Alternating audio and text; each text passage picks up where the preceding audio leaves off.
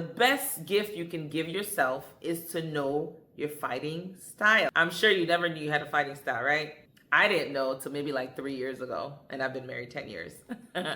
So there are different type of fighting styles. And I think when I teach on this, you'll be able to detect, yours and your spouses, or yours and your brothers, your sisters, your mom, your dad, because every relationship, people have conflict. So the first fighting style is actually a compromiser, right? Those are people that just want to fix the problem. Let's just fix it. Let's just fix it because I want peace. Let's just fix it. Okay, fine, it's my fault. Let's just fix it. Those are the compromisers. Those are the ones that don't do very well under pressure. You realize that in marriage, a lot of women are compromisers, maybe from low self esteem, or maybe not being used to conflict, not being used to being, what's the word? I won't say aggressive, but I'll say confrontational. So somebody's fighting style can be a compromiser. That's the person that just says, let's just fix the problem so there can be peace. That's number one.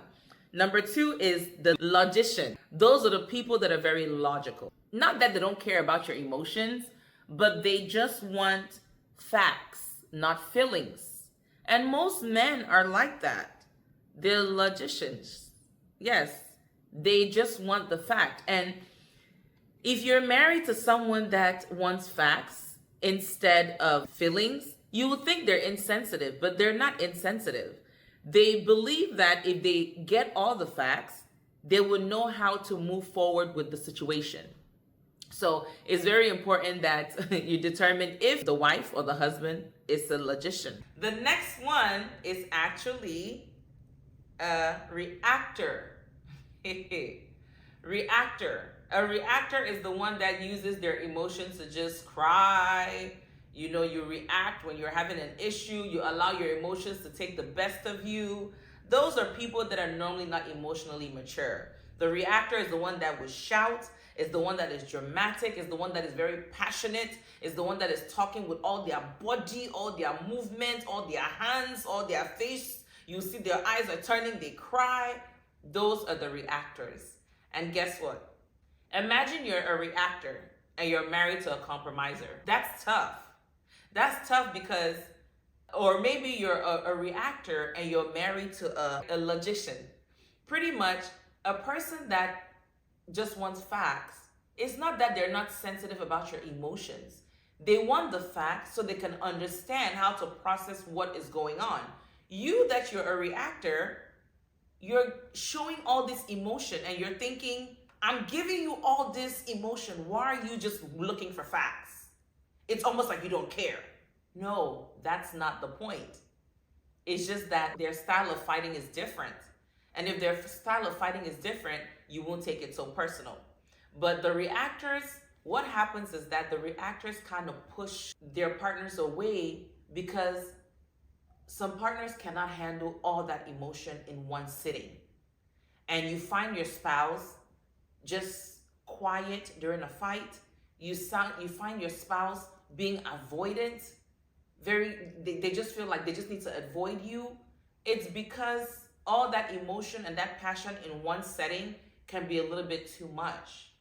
So when we're talking about conflict resolution, you need to be able to understand what your fighting styles are. Another style for fighting is a validator. A validator wants you to acknowledge their feelings. Before we talk about this issue, I want you to just acknowledge that this thing that you did is wrong.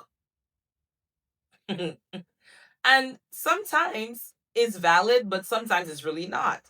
Because the issue at hand is not whether we're acknowledging. The issue at hand is let's talk about what happened. So a validator wants you to acknowledge their feelings, tell them that you're sorry before you even start talking about the issue. Like, no, you have to tell me that you know what you did is wrong. Let's validate my point first. That's a validator. That's another fighting style. And then the last fighting style, of course, there's so many other ones, but we'll just talk about these few because of the sake of time. And I'll encourage everyone to just go do more research on that. The last one we're going to talk about is the avoider. It speaks for itself, right? The one that runs away from every issue.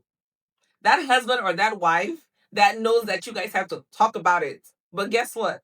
They don't come home.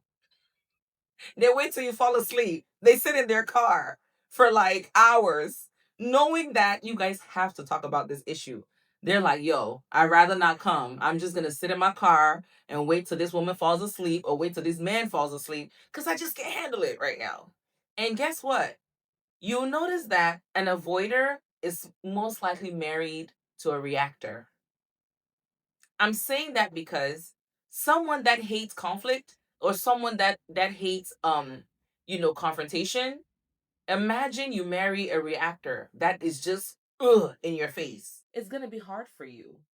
So all these fighting styles are things that we need to just be acquainted with so that we know the kind of people that we have in our lives and the way that they fight. And if you realize the way that your loved ones fight, it will teach you on how to deal with them, right? If you know that you married an avoider, try to pick a time where you have calmed down if you're a reactor to talk to that person.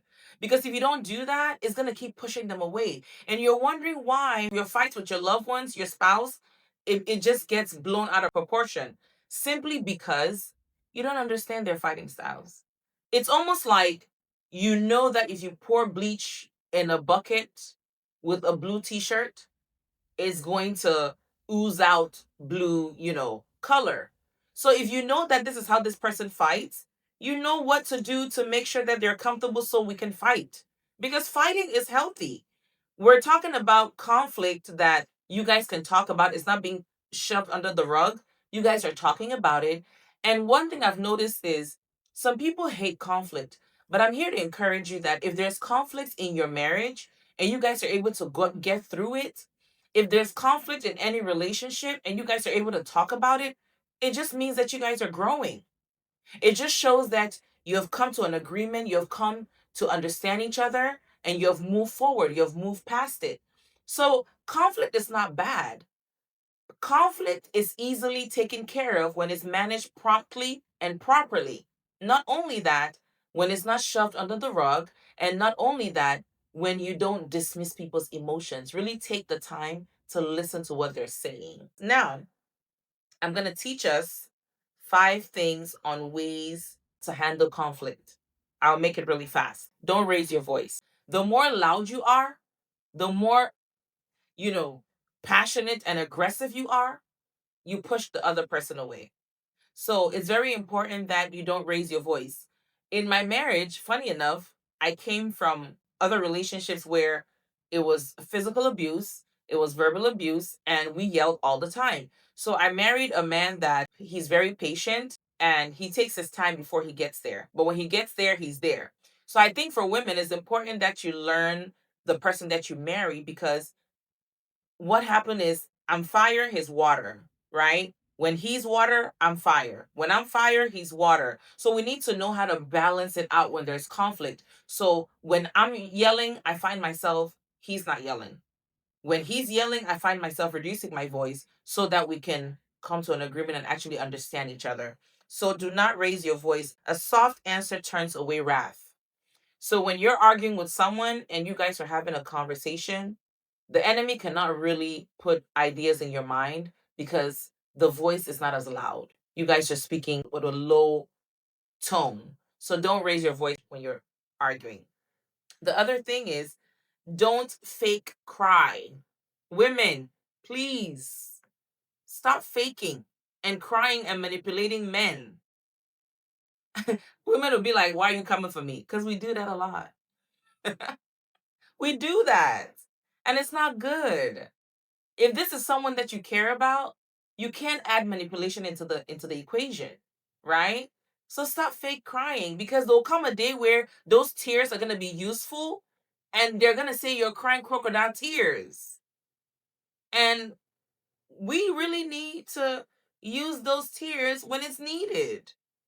Every conflict you're crying, that's no fair now. And then if you married a good man, or I wouldn't even say a good man, if you marry someone that you love, right? And they see you cry, of course they're gonna feel guilty. even if they didn't even do something wrong. So please, you don't manage conflict with manipulation. Stop fake crying. And then, of course, don't deprive food from your spouse, and don't deprive sex from your spouse. A lot of people do that. They do. You can't fight in a healthy home by depriving food, by depriving sex, by giving cold shoulder. You're not talking to the person for days. Uh-uh. You want rapture to come and you don't make heaven. You know they fear. That's not how you fight, right? And of course, don't keep malice. We can't keep malice, right? I know that you're upset. You can't keep malice. I can give stories upon stories.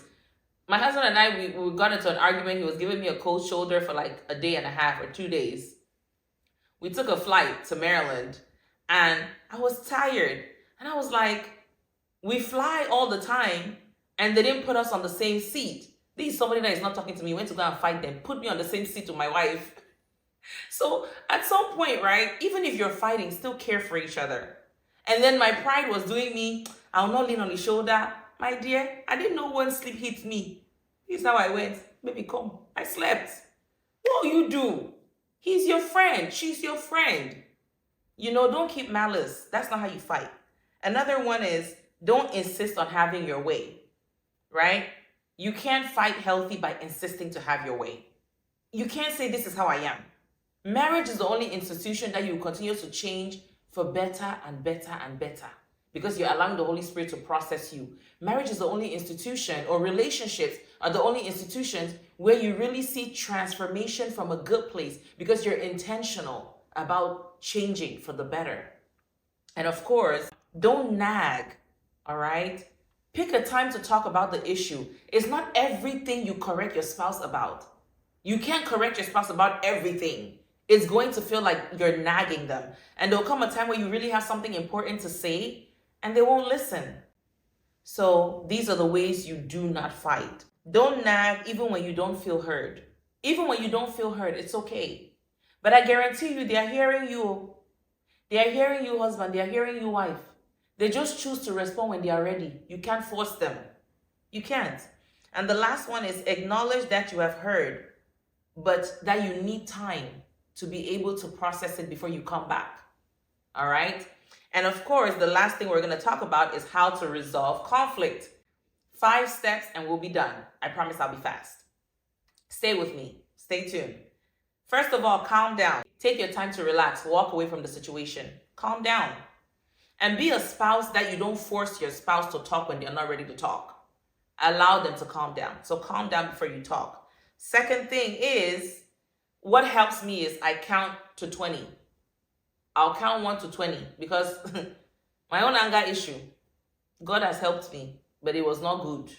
So I had to calm down. I had to learn tactics on how to calm down. So count 1 to 20. Even be sounding, Jesus help me. Jesus help me. The other thing that you can do is focus on the issue. Don't divert, because the more you divert, the more it brings issues and it prolongs an argument and it just becomes annoying. Focus on the issue. I always tell the people that we mentor all the time, if there's an issue, take care of it promptly and properly.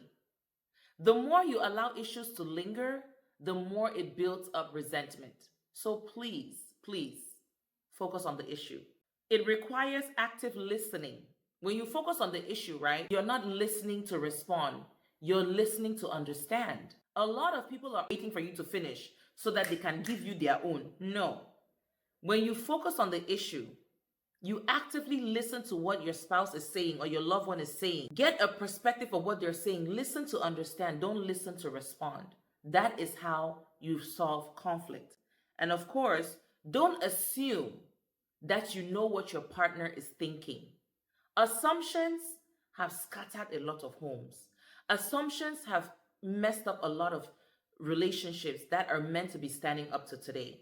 Assuming is not a good thing. It's not a healthy habit because you can assume the wrong thing and draw a wrong conclusion. Be willing to forgive and be willing to negotiate. I say negotiate. Most people will say be willing to compromise. But the reason why I do not say compromise is because the more you compromise in a relationship, resentment is going to kick in. What do I mean by that?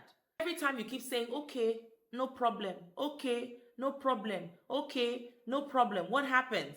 You feel like you keep giving yourself, and the person is not giving back. And when the person is not giving back, it almost feels like you guys are not negotiating for you to meet in the middle. For you to be able to fix issues and have great conflict resolution, learn to come to the middle. Learn to compromise, but also learn to negotiate. Because when you negotiate, you're at least helping everyone to get something that they need out of the situation. And the last thing, of course, is if you're always right, then you are wrong. Let me say that again. If you're always right, then you're wrong. If you're in a relationship, in a marriage, and you think that you don't have flaws, that's a lie. You can't keep saying that this is how I am, this is how I am.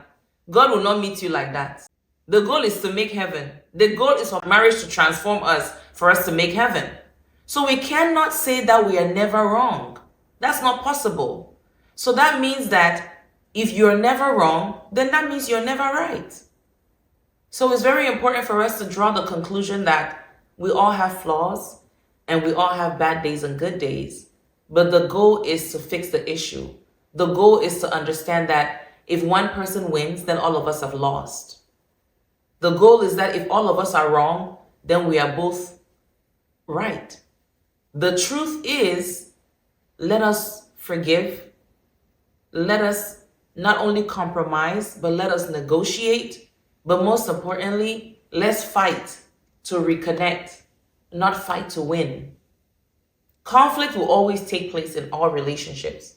Conflict is a form of a healthy relationship, but it'll be a healthy relationship if it's managed promptly and properly, if it's managed with grace, and you guys forgive each other and you focus on the issue. I hope this helped a little bit. All right. Make sure you address the issue. Don't sleep over it. If you sleep over it, make sure you talk about it the next day. If it's that you just need space, take the space, but make sure you talk about it. And when you talk about these issues, it will be resolved because you're intentional about taking care of the issues. I hope this was a blessing to you. Have a wonderful day, and I look forward to sharing more videos with you guys. Have a good one. Bye-bye. If you have any questions or any topics you want us to talk about, comments on the bottom, and make sure you share this video, and make sure you like, and make sure you subscribe. Bye.